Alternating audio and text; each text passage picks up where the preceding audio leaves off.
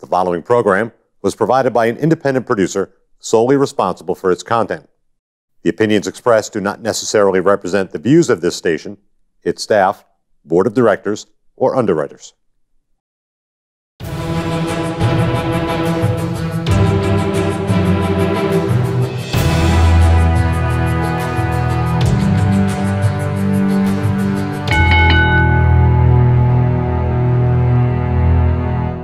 Hi, my name is Leo Connors, and welcome to The Ring and All Other Sports. Tonight, I got a very special guest making his fourth appearance? Third appearance. APW's Atlantic Pro Wrestling's Mike Morse.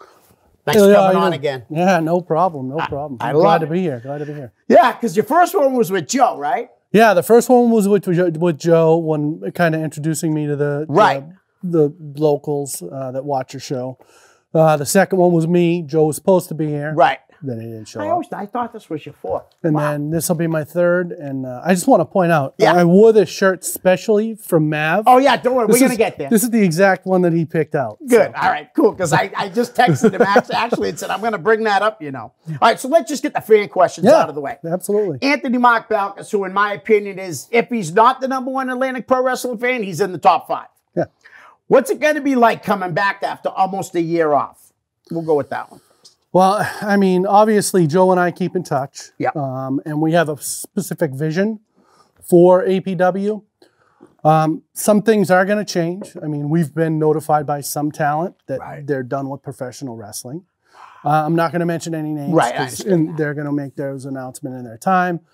You know, and ending out prior to everything going on with COVID, you know, Bugsy Stone was stepping aside. Right. And Cody had been gone for a while, Hunter Ward with Big Gun retiring. Yes. You know, a lot of the old, original APW guys have kind of moved on.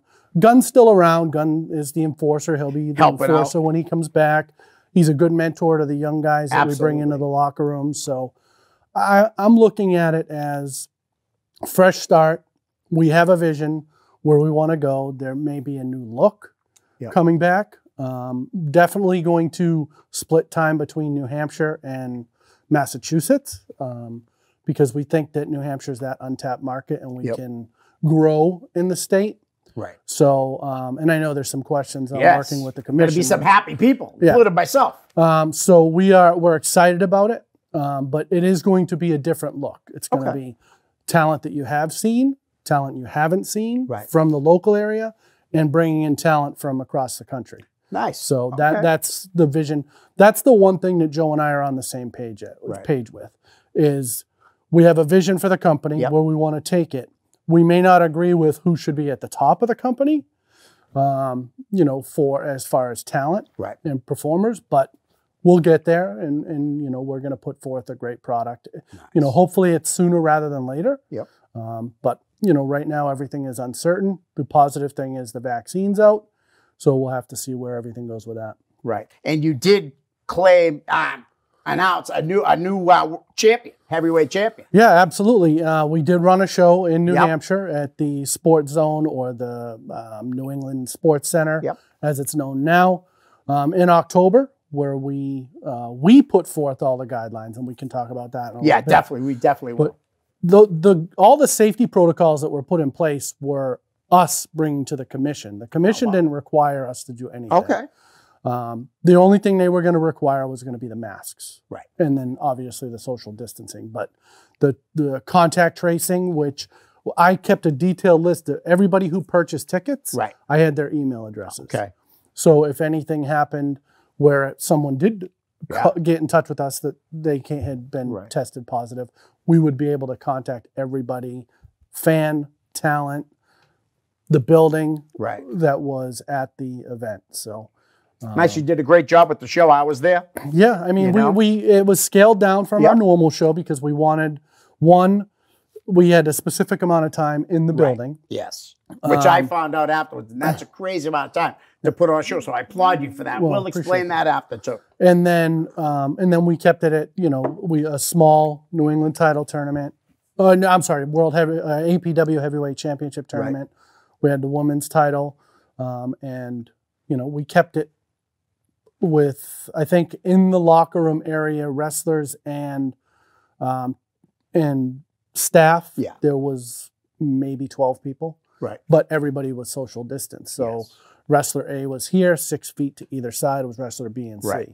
And they had to wear their masks while they were in the back. And they were wearing them in the fans like if they were behind a table and stuff. Yep. So. And they had to wear them to the ring. The only time they had their masks off was when they were actually physically competing in their masks. Yes. It was, like I said, you guys did a great job with that. Anthony has a follow-up question. Do you think it's going to be hard to get back into the swing of things and put APW back where it was before COVID hit? It's a great question, Anthony. I think it's going to be a challenge, but do I think it's going to take long? I don't think it's going to take long at all. Right. We have, even with everything that's going on right now, we have on a daily, weekly, and a monthly basis since October. So it's only been a couple months, but we get people reaching out to us. When's your next show? Nice. When's the next show? Have you heard from New Hampshire? Have you heard from Massachusetts? What's APW's plan? I'll give you a little bit. I reached out to Steve Boucher, the commissioner for wrestling in the state of New Hampshire. Told him that we were looking to hopefully run in April. Oh, okay. He went back to his bosses. I haven't heard back yet. It's the holiday season, might be a little delayed. So right now, our plan is to try and run a show in 2021, starting in April would be our first show. Okay. And depending on what happens, it most likely is going to be in New Hampshire. Nice. Excellent. Steve does a good job with the commission, too. No, absolutely. He's been doing it for a long time, too. Absolutely. And just to give you a little bit of insight, just about 10 days prior to October 10th, when we ran our show, his bosses wanted us to cancel our show because there had been an uptick in cases leading up to that point. And Steve went to bat for us and said, look, these are the protocols that are going to be in place. I'm going to be there. If they cross them, we don't let them have a show in the future. Right. But he said, the feedback he gave us was that our show was everything we told him we were going to do, both for the fans and the talent, we did perfectly, all the way down to sanitizing the ring. Right. That's awesome. That's great to hear. Dan Bolia wants to know, during the pandemic, you guys ran a show in New Hampshire. That's where we'll get into it. I applaud you for doing so, and I know you had protocols, and it wasn't just a free-for-all. But it had to have been stressful. Can you tell us about what was going through your mind during the show? Were you worried someone would point to you that they got COVID from your show? Something that you just had all those things in place. That was a huge concern. Right. It was something that Joe and I both talked about, and we talked about it with the talent. Yeah. And we talked about it with Steve leading up to the show. But on our website, there was a disclaimer, that was there stating that you're coming to this event of your own, at your own risk, understanding the circumstances with what's going on. And that was actually run by the lawyer that we work with. And that basically was kind of like a waiver. Once someone purchased tickets, it was a waiver, understanding that APW couldn't be held accountable if they were to test positive. Luckily, I can report that we had absolutely no one notify us that in the days, weeks, or months following the show that they had tested positive for COVID. So I feel like we did a pretty good job of making sure that our fans were safe. Yep. We had our security team making sure that people only had their masks off when they were eating or drinking. I was walking around during the show, which I don't usually do. I usually stay backstage because I'm dealing with, things that are going on back there to make sure people, if they didn't have a mask, I gave them a mask. We had masks that were available at the door for free, and then, at the door for sale, but at that point, we were just like, I want this to be a safe show. I'm not going to charge someone. Here's a mask. All the way down to, like I said, cleaning the ring after each match. Yep, which you did. The canvas, the ropes, the turnbuckles were all wiped down with a compound that we mixed together with. It had ammonia and the liquid, the more liquid antibacterial. Yeah, antibacterial.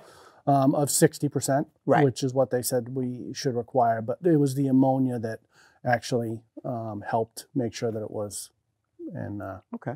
So yeah. So I mean, it was a good time too. Yeah, no, it was a good time. We had a lot of our people that went to Newburyport, and our normal home, show up, and I would say probably of the 150 people, that's total sales. That's how many people we had in attendance. I would say probably 90 of those were people that were normal ticket buyers of our show that traveled. Nice. So we were happy with that number, plus the 60 some, the 60 plus tickets. And you have rabid fans, man. Your fans are like, they're into it. Yeah. Big time. And I was, I think you and when Todd Graham and Ryan were on, you were talking about like the noise. Yes. It did, even to me. Yeah. It seemed like it was quieter than our normal show. Because the Newburyport, it's so, you have to admit, it's so loud. That's, a couple things played into that. One, there was a basketball tournament going on, and it was wide open. And this was a bigger space than we're usually. But I was happy with it. Joe was happy with it. Feedback from the fans. You said it was a great show. It was. We had a blast. So we were overall very happy with it. But leading up to it, my wife kept saying you probably shouldn't do it. Right. We had other promoters say it's not a good idea. Right. We had some wrestlers say it's not a good idea. Wow. We had some wrestlers that we reached out to that specifically said, no, I'm not going to work the show. And we're not going to fault them for that. We're not going to not book them in the future because they chose not to come on to work that show. Right. We wanted people to be comfortable. Yeah. And we told everybody up front. And we're glad that it went the way that it did, and it was successful. And we think that is definitely something when things start getting back to normal or whatever the new normal is, we're going to be able to grow and build on that. Right. And who knows, maybe these mask things might stick around for a long time. Yeah, absolutely. I got no problem wearing them. I mean, if it's going to keep everybody safe, I'm all for it. No, I agree. I wear my mask, if I go in my grocery store, I go to the gym. I've been going to the gym and I work out. I do my weight training with my mask on. Right. Don't most people at the gym do that though? No. Oh, really? No. Okay. I figured they would. Some of the gyms, if you're working out, if you're on a piece of equipment, they don't require you to wear a mask. I prefer to, when I'm doing my weight training, I wear a mask. When I run, I don't wear the mask. Right. I kind of keep it to the side, but they do a good job that there's an empty machine between you. So it's not like before where you could have 10 people. Right. If my arm gets forward, I could 3 feet apart, So there's an empty machine between you. Oh, okay. That's cool. And I'm not really a germaphobe, but I wipe, even if I see, Leo, you were on that machine before me, I saw you wipe it down, I'm still wiping it down. It's better safe than sorry. So. Okay. But yeah. Excellent. I mean, so just to kind of go back to the question, we were nervous leading up to it. Day of, we were stressed out because we had such the compressed time to put everything together. Right. And then break everything down and get out of there. That's why we're looking at new places. Like I've reached out to the Dairy Boys and Girls Club because we'll be able to use that for a little bit less time, a little bit longer of a time. And we also don't have to do the outside expense and we'll probably get into it, but we had to get chairs delivered. Really? At the last minute because we thought, no, they told us that they had enough chairs for about 200 people, but we had to order it, which was order them and they were delivered and it ended up being an extra cost at the last minute that we weren't counting on. Wow. So. Yep. All right. Yeah. And real quick too, I wanted to ask you, bring up, you guys only had 4 hours to set up, show, and break down. Is that correct? Did I hear that correctly? We had the venue, when we found out, the morning of that the November show wasn't going to happen. Okay. So we had a deposit on that. And what we said was like, look, can we add 30 minutes to the beginning, 30 minutes at the end? So, so we got in there at 3:30. Yep. Show went off at 6. And we had to be out of there by 9:30. So we had, what time did we get in there? Yeah, we get in there at 3:30. So we had a little bit longer to set up. Right. But because we always know breakdowns a lot faster. People want to get the heck out of there. Absolutely. So we had the venue from 3:30 to 9:30. So we had it for 6 hours. Oh, okay. So much better than 4. Right, but this is coming from Newburyport, where we get there at 7 o'clock, 9 o'clock in the morning. Right. And we have till 6:30 at night to before the show starts. Right, before the show starts. And because of all the protocols we had in, we actually had to open the doors earlier to do all the temperature taking and then get people, you know, in while they're still socially distancing to their chairs. So, So, Maverick Wild says, that blue checkered shirt is stupid. There's no question coming. I had to say it. Well, you know, I've kind of, I've never really had a person-to-person interaction with Mav. Really? No, never met him in person. It's going to be special when you do. Yeah, I'm sure it is. I've heard great stories from you. I've heard great stories from my good friend Sonny Goodspeed. Yes. So I'm looking forward to that person-to-person. But that, like I said to start the show, that's why I wore this shirt. Yep. I figured, you know, he liked it so much. Yeah. So I figured I'd wear it. Nice. Thanks, Mav. All right. Joey Kilmartin, Joey Rage, Joey Rage, Justin Riker. Those are just some of his other alter egos. Can you ask him to speak on running shows in New Hampshire and his thoughts on the commission? You did a lot of it, so. Yeah, I mean, I'm going to just give a quick overview on that. Okay. Everybody kept telling me the commission's a pain in the butt. Right. They're hard to deal with. They're hard to deal with. Once I started talking to Steve, I literally sent my application in for the promoter. Right. And I got all the information to the wrestlers. He came to the venue, personally handed everybody their license, all the talent. Nice. Explained to me what my invoice was. It had the license fee for the state, and then the percentage of the gate that I had to pay him. And honestly, if I had known that it was this easy to run in New Hampshire, we would have been running when I came on in 2018. Really? Yeah. It's good news, Dan Bolia. And for me, I'm a New Hampshire guy who doesn't like to travel that far. Yeah. No, I mean, I live in Auburn. So shows in Derry, New Hampshire, that's 20 minutes from my house. Right. Yeah, you're loving that. I mean, I told Joe, I said, we'll move all the gear up here to a storage unit instead of leaving it in, 20 minutes from my house. That's crazy. Right. Okay. Dave 40 has a whole bunch of questions. Okay. Do you think APW will have more shows in New Hampshire? Pretty much you said you're definitely going to try. 100%. Excellent. Dave also says, I've seen you doing DDP yoga. What are your thoughts on it, and do you recommend it to others? I've heard nothing but great things about DDP yoga. I absolutely love DDP yoga. I'm one of those guys that everybody kept saying, I have bad back, bad knees. Right. Yoga, do yoga, do yoga. Yoga will help your knees. It will help it. I started June 1st. I woke up in the morning. I paid for the subscription. I got on a scale. I weighed 350.5 pounds. Right. Within 6 weeks, I had lost 30 pounds. Wow. Doing nothing but yoga and obviously changing how I eat. Yes, of course. Eating a lot healthier.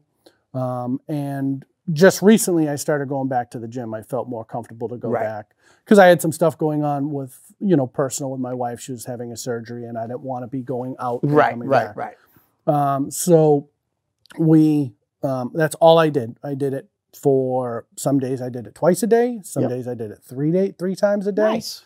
And it strengthened my back. It strengthened my knees. I no longer have knee pain. Like I went to the gym this morning and I did my weights and then I usually do 15 minutes of cardio. Right.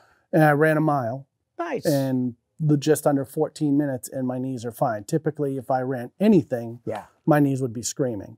And last week I did roughly over 2 miles in one stretch and I had no swelling. Nice. I've seen pictures of you doing the yoga where you were at one point and then let's say 6 weeks or something later. It's amazing. Seriously. I mean, and I've heard nothing but great things about it. No, it's unbelievable.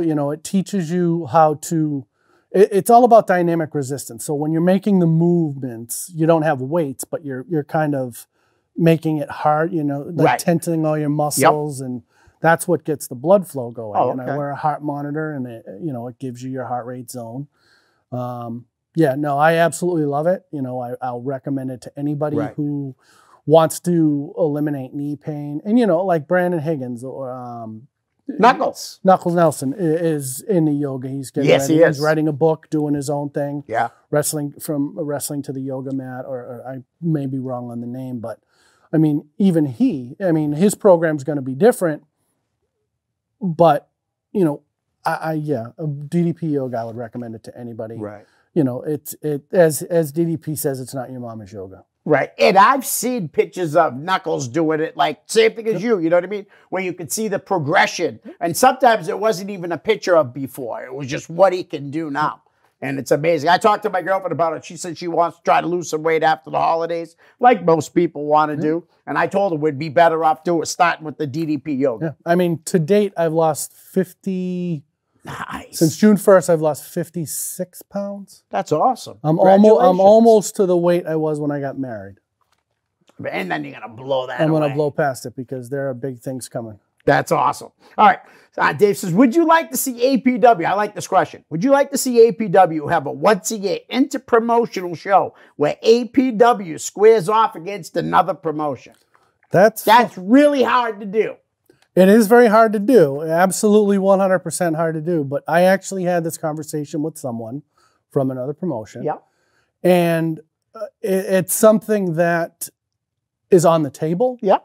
Obviously, you're going to have to work out the logistics. Right. I would think you'd want to bring in an outside booker. Right. From you know what I mean? That would probably help. Or bring in someone that both people can trust. Like, for example, like if it was an organization that's familiar with Brian Malonis. Right. Brian has no inside interest with APW or ABC company. Maybe we bring him in and he books that show. Yeah. You know, obviously it would have to, it's one of those tough things because if you put your champion versus their champion, you don't want your champion to lose. Right. They don't want their champion to lose. So it is tough. Yeah. You know, would I like to see it? Absolutely. Would the promotions that I want to do it with, I'll list them. I would love to do it with Chaotic. Yep. I'd love to do it with Limitless. Yep. I'd love to do it even with Lucky Pro. Yep. You know, those are the three that are in the area. I mean, we've done interpromotional stuff with Proving Ground. Yeah. And Todd Graham at our free shows over the summer that we used to do.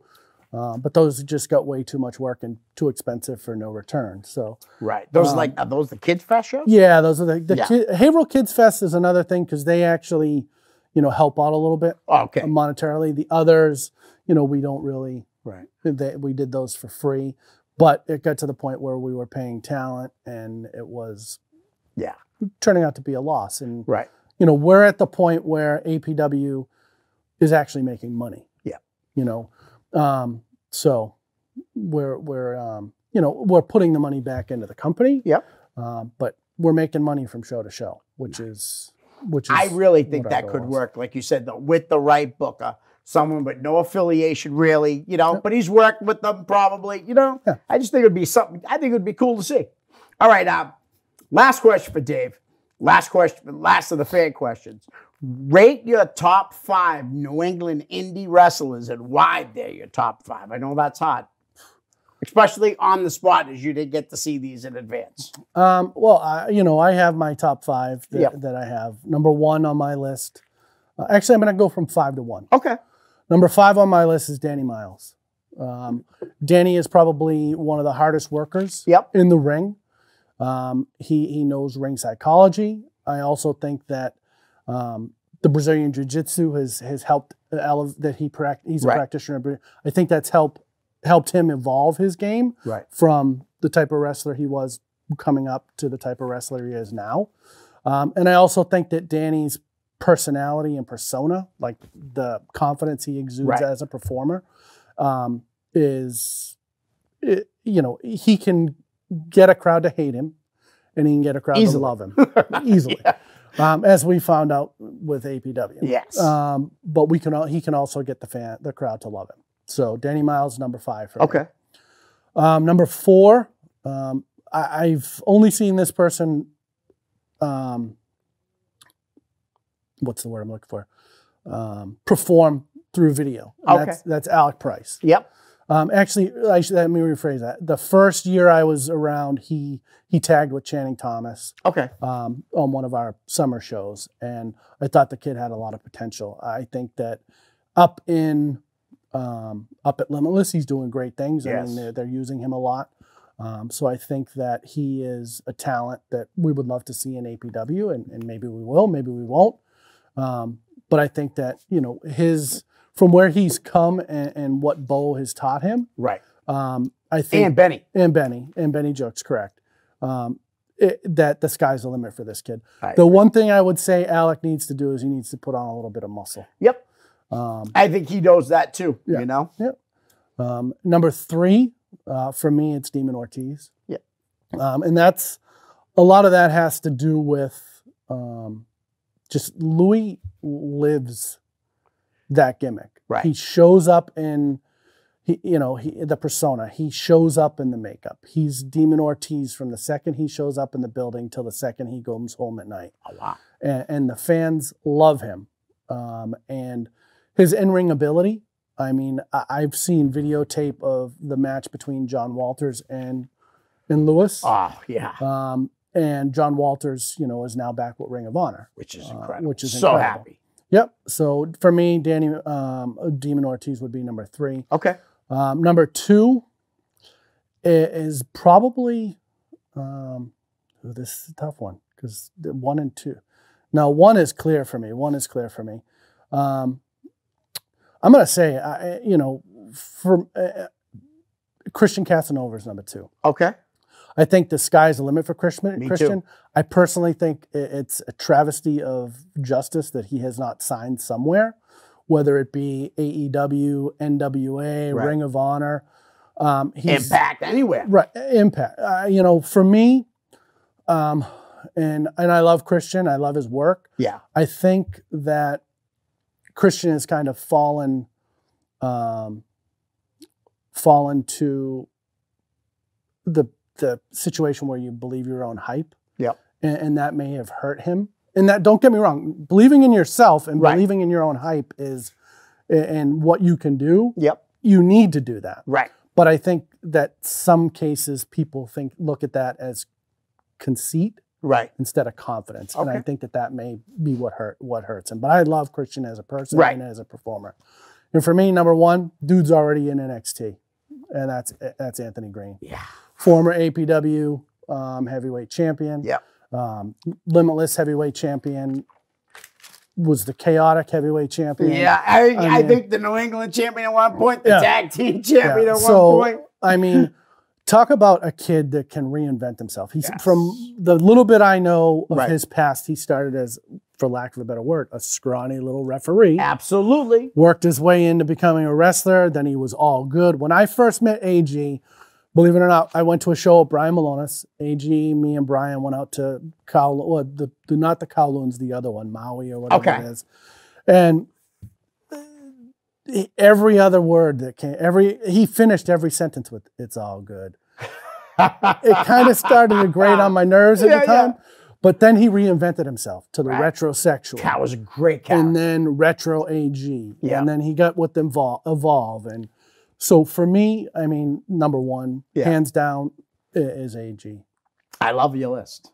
Because, I mean, that's a great list. I'm really high on Alec Price, too. I really am. And like you said, he needs more size, and hopefully he gets it kind of the way AG has over time. Yep. You know?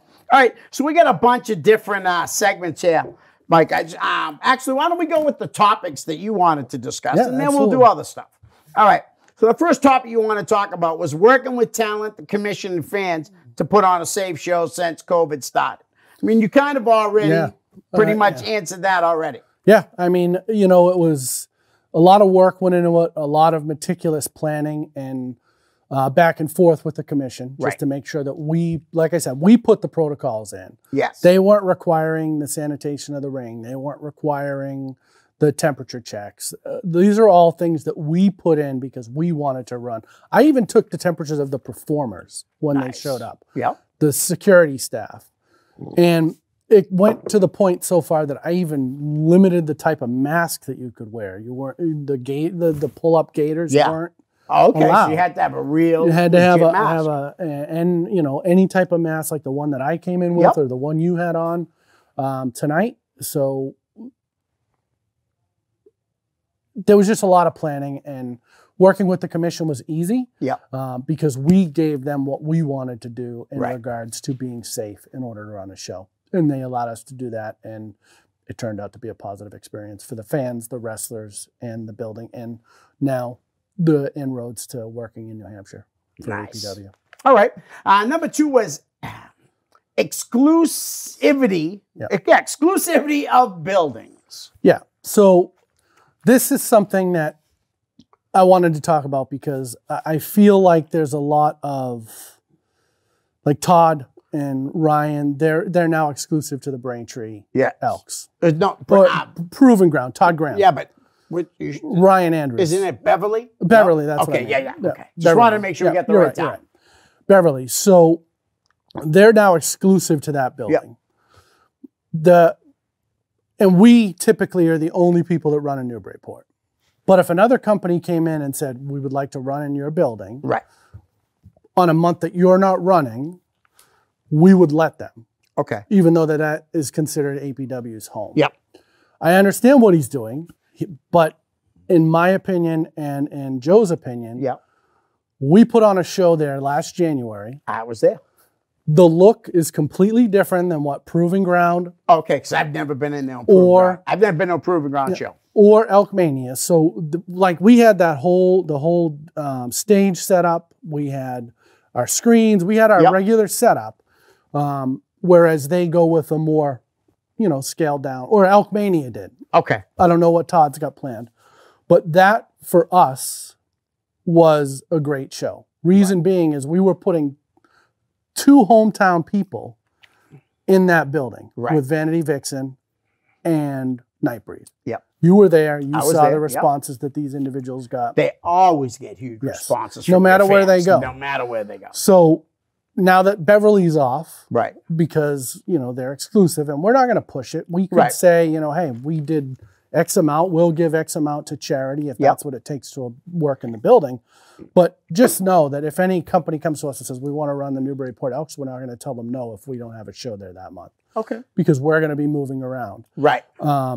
But I can tell you that I have secured a location in Peabody where APW will be running. Nice.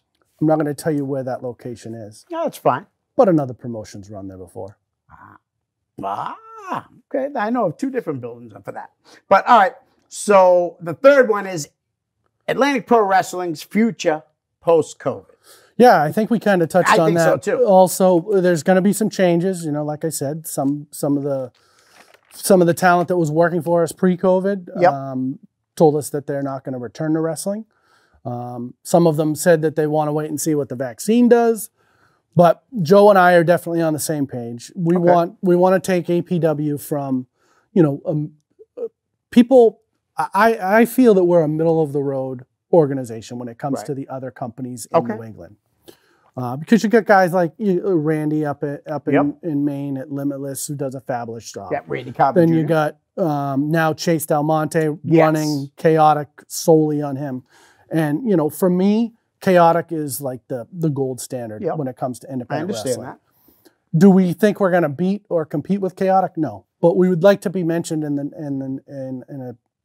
a conversation with those top organizations. So our goal is to take it from, that middling promotion in everybody's mind to, hey, they're putting on top caliber shows. Let's go check them out. So that way, maybe we're not getting just 300 people at shows. We're getting 500 or 600, or we have flagship shows that are getting 700 or 800 people. That's our vision for the company. And that's where we are going to be putting our foot on the gas, full steam when we come back. I mean, we already have a lineup in our mind for that first show back. Nice. And it'll be nothing like you've seen with APW before. I think before COVID hit, you guys worked. You guys really worked. You were climbing. Pretty much since you've come on board, and that's no knock on Joe. I'm just saying that's when I took notice of APW. And I want to touch on that because there was some comments made by someone that was on your show who said that, APW had a fan base prior to me coming on. And, Joe and I had this conversation. I went to my first APW show in November of 2017. Okay. I started working with Joe in January of 2018. There were 50 people in the audience in November. It's a lot more than that. There were less than that in December. You want to know what the main event for December was? it was John Poe versus Apocalypse in their final match. Wow. These are two APW originals Right. that, even with a little bit of snow on the ground, drew less than 50 people. Wow. And Joe will tell you, if he ever decides to show up and come on the show, he'll tell you that his vision and my vision were lined up almost immediately. He had already changed the logo, but he'll also tell you that if I hadn't come on and started working with him and doing the promotion and learning from guys like Luis Ortiz and Stiff Mike and Brian Malonis and Johnny Vegas, that APW wouldn't be here today. Wow. So we went from that first show back in May, and the way that it happened was Joe looked at me, Joe did his locker room speech, and he literally ended by, if you have any questions, ask this guy, and oh, by the way, he's the co-owner of APW. That's how he announced it to the locker room. I didn't even know it was coming. So I was a little bit ghost face at that moment. So we... You know, that first show back in May, we had about 125, 140 people. Then we built up and we built up. And by the time the Gil Bonk rolled around in 2018, that's the first Gil Bonk I was a part of. And it happened to be the Gil Bonk that Lewis came back. We had over 300 people crammed into that building. And it steadily, I mean, the Gil Bonk is typically our big one because it's it's the 30-man over the top. And everybody loves a good rumble. Right. And so we've steadily been anywhere between 175 and 230 people at every show, depending on the month of the year. And then obviously the Beverly show that we had in January, we had, I think, 220 people at that show. I made some money that night.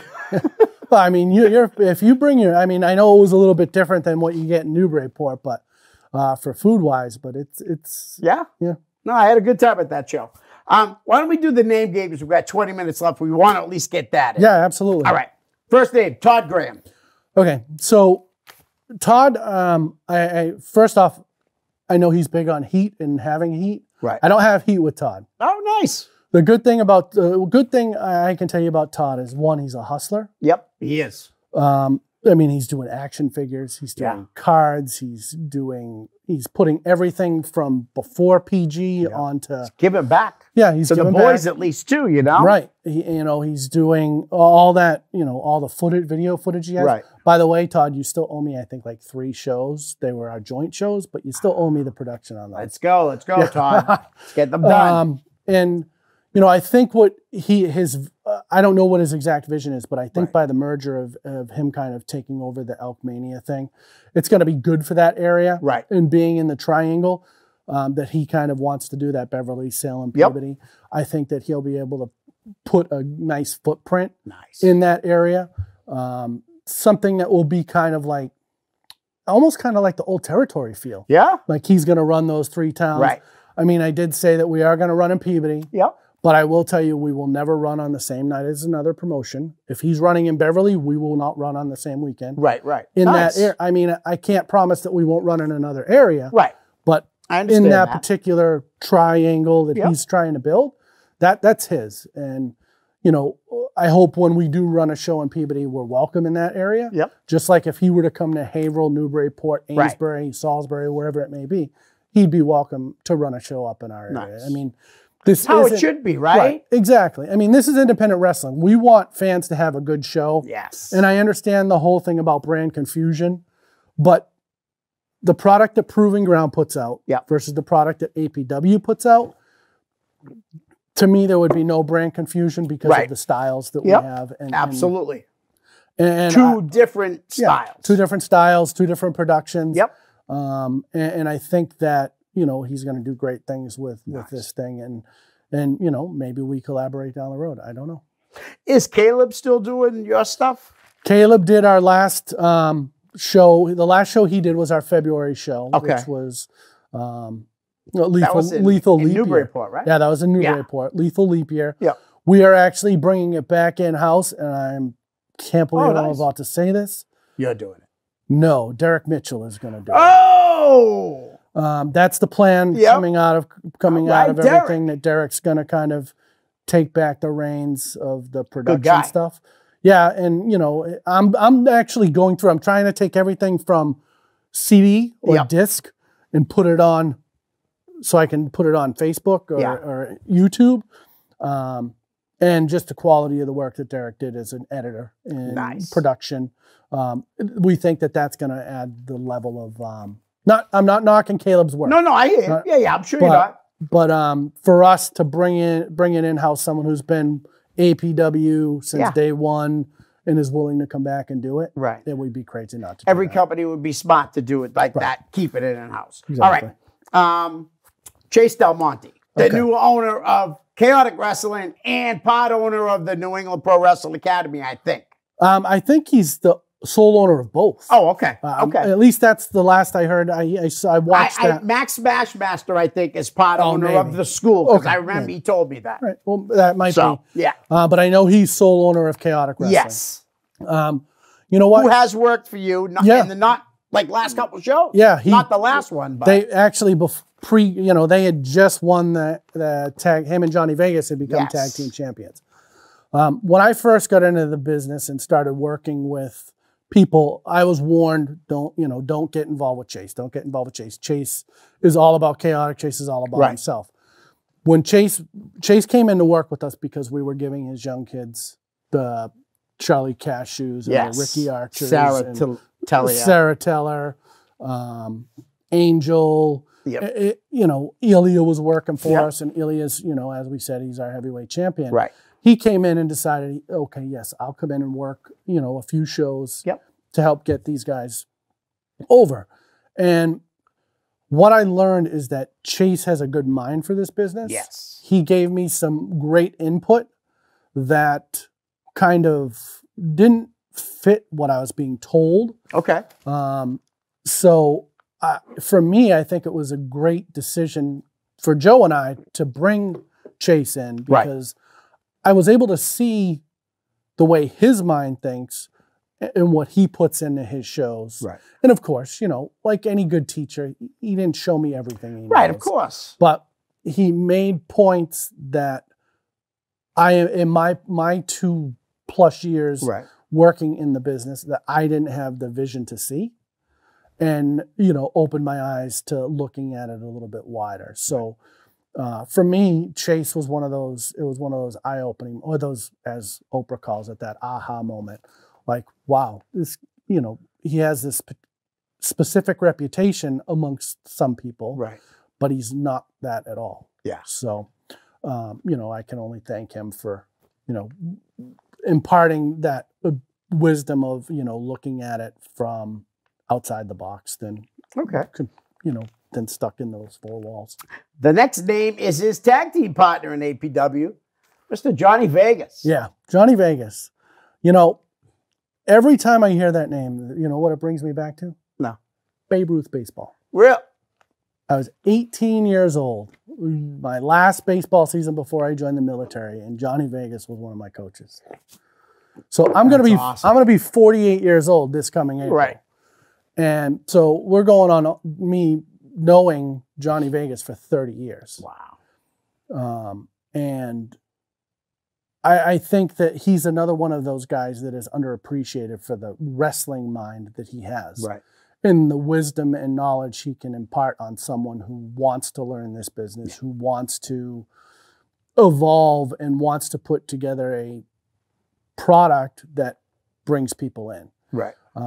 So he's another one of those people that, his wisdom is always welcome. And he's always told me that, if there's something that you just want to run by me, if this is the way you're seeing it, text me, call me, whatever, nice. and we'll do that. And the same thing with Sonny. Right. Sonny Goodspeed's well, the same he's the way. next name. Yeah. It's Sonny Goodspeed. Sonny,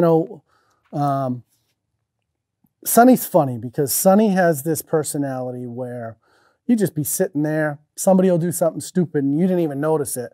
And Sonny will be yelling a comment across the room. Yep. You'll make I'll be reading like the rundown and I'll make a sound. He goes, "Don't like that, do you?" Or he'll be like, "Oh, what's going on?" Trying to get you to, open up and talk to him about stuff. And it was probably the highlight of my Gil Bonk last year when Sonny got up out of the announce seat and went in. Oh yeah, he didn't even tell me. Yeah, no, that was awesome. Yeah. So those are the types of things that I like, is the surprises when it gets the people who are close to the people shocked. Yeah. So, like for example, Sonny being in it, or there were 4 people that knew Demon Ortiz was coming back. Right, that was amazing. He literally hid in his car across the street at the hockey rink until the 29th person went out. Wow. Then he came in. Yeah. And the only people who knew were the 2 people sitting at the table, me and Joe in the ring. Nice. So, yeah, I mean, these are all guys that are willing to share the wisdom that they have for this business. Give him back again. Give him back. All right, Luis Ortiz, he's named number 5. Yeah, I mean, New England Hall of Famer. Yes. Trainer at War previously, and then at Kings of Wrestling School. Yep. I think that Luis has, I think Luis was doing the stuff that people do today. Yeah. Yes. Back in the day. Yeah. I think that Luis was overlooked for some reason, whether it was of his own not wanting to push himself and go and do these things, or it was maybe they thought, back in the day when Luis was coming up, you had to be, it was all about being big and all that, but he could outwork all those guys, if you ask me. No, absolutely. And I agree with you. And I think that had COVID not hit, we may have seen him in NWA. Because Trevor Murdoch had done a seminar at Kings of Wrestling School. I remember when he did that. I heard about that. And I think Louis, during that seminar, worked a little bit with some of the students, because they were Louis students, and Trevor liked what he saw. But unfortunately, Yeah, that's such a shame. So I would love to have seen him. He would have fit right in there. He would have fit. I think he would have fit in just about anywhere. I agree. I'd love to see him in Impact. MLW would be a really good place for him to end up, too. All right. This name surprised me that you brought it up. So I'm really excited to find out what you have to say about Buddy Romano. Buddy Romano. So Buddy Romano and I got off on the great foot. He was working for APW as our APW New England champion. We took the title off him. We made him the APW. We had this thing called Road to Royalty, where he was like the king of APW. He was the first one there. Had to have shoulder surgery. And then things kind of went sour. We had an incident where someone said that they wouldn't work for us if Buddy was in the locker room. Right. We tried smoothing everything over. Things went crazy. Things were said that you just can't go back from. Right, right. Similar to like the Todd Sopel situation, where things were said between him and Joe. Joe didn't want him working there. Right. But he had issues with Buddy Romano, too. Right. Yep. And then, so Joe, Buddy Romano and I had our little spat. Yep. And Joe and I decided that Buddy Romano was no longer for APW. I'm not sure if Buddy's still wrestling or if he's retired. I think is done. I'm not sure if it's going to be permanently, but I'd say even before the COVID hit, he hadn't been wrestling. But I can tell you from what I saw, when Buddy was on. Right. And you would be hard-pressed to find anybody that could outwork Buddy Romano. Good worker. Yep. And a good talker. Good worker and a good talker. There's no doubt. But when Buddy was off, right, it all went to hell. Sometimes his mouth was his worst enemy. Yep. And I'd never had an issue with Buddy Romano ever. And you're right, though. Kid is talented, and he definitely can talk. I mean, he's a real good talker.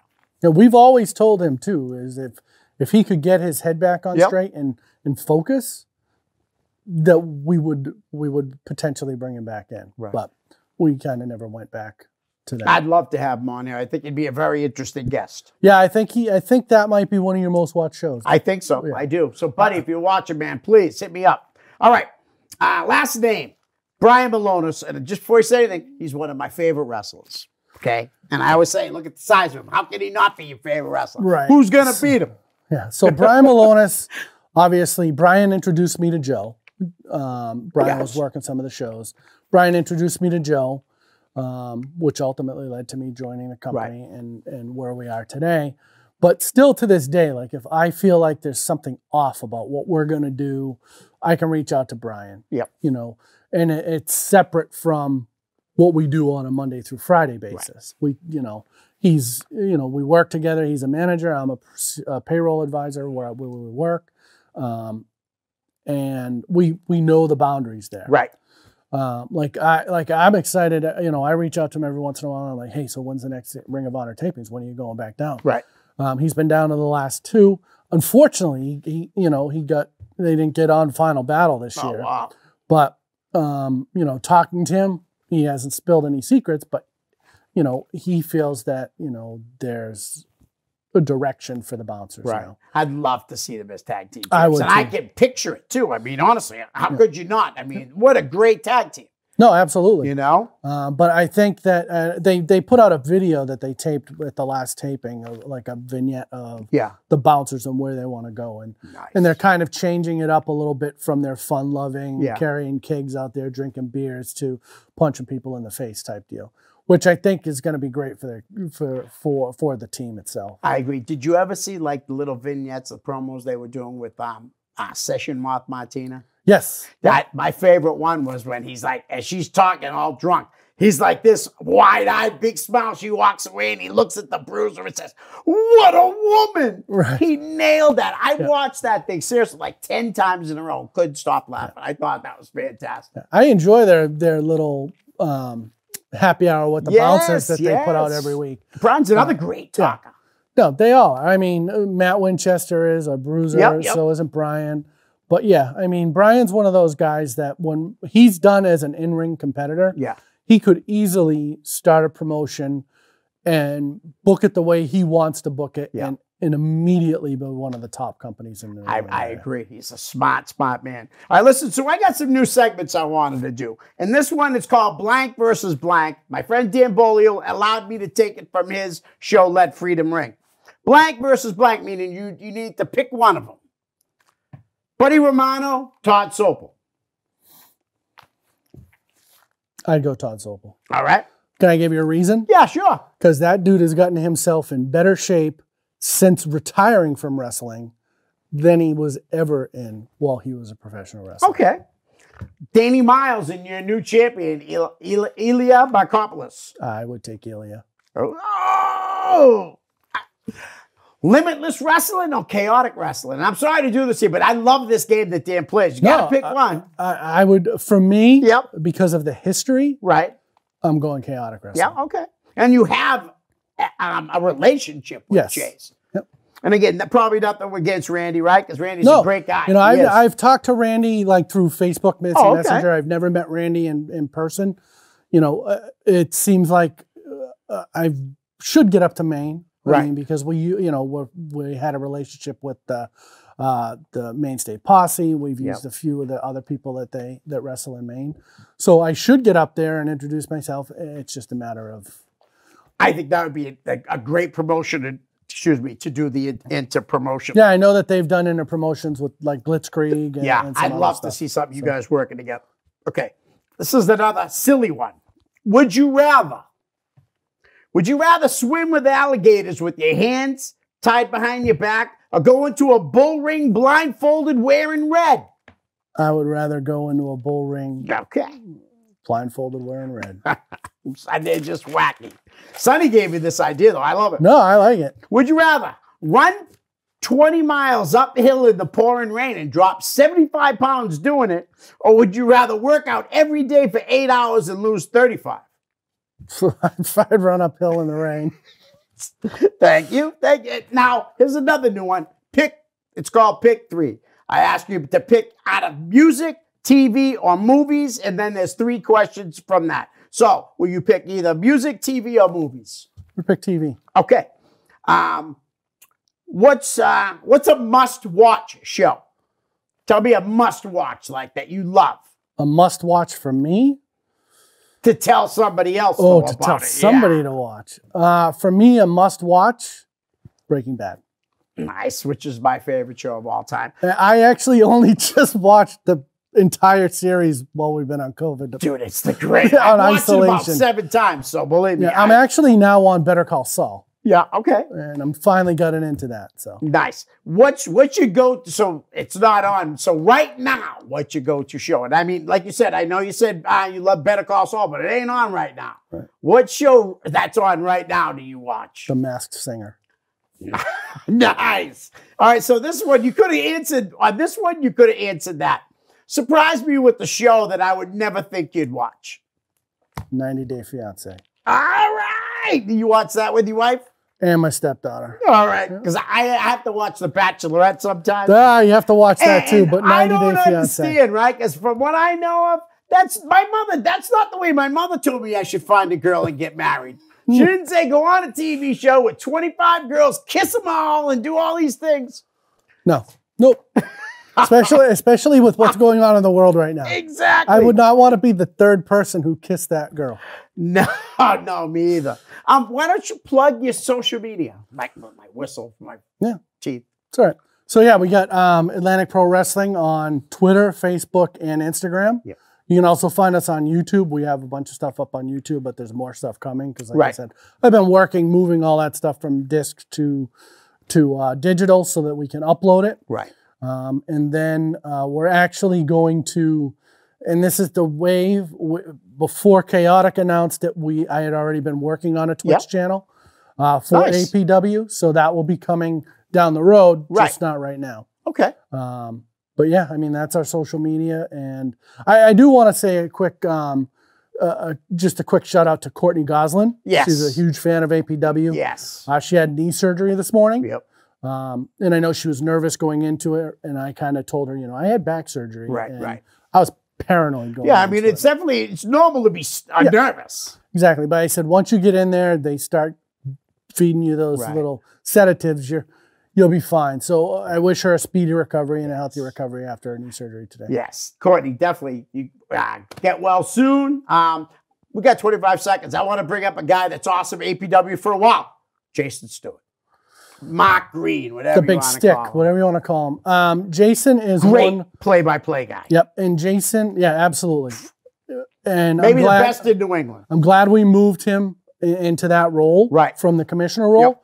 Yep. And I think Jason's also another one of those guys that if he reads something like on the rundown and it just doesn't flow right, he speaks up, and we are, Joe and I listen because we want to put out to the crowd and to whoever watches us on social media the best product. We don't want to put something that we may think is awesome that falls flat. So, but yeah, I mean, I can't wait till we're all back in an APW arena doing an APW show and the big stick calling those matches. Nice. Thank you for coming on again. Thank you for having me. Guys, we're out. Peace.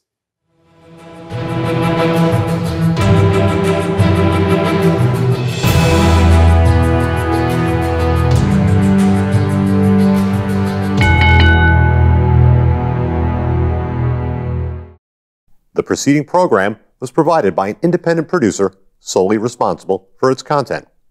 The opinions expressed do not necessarily represent the views of this station, its staff, board of directors, or underwriters.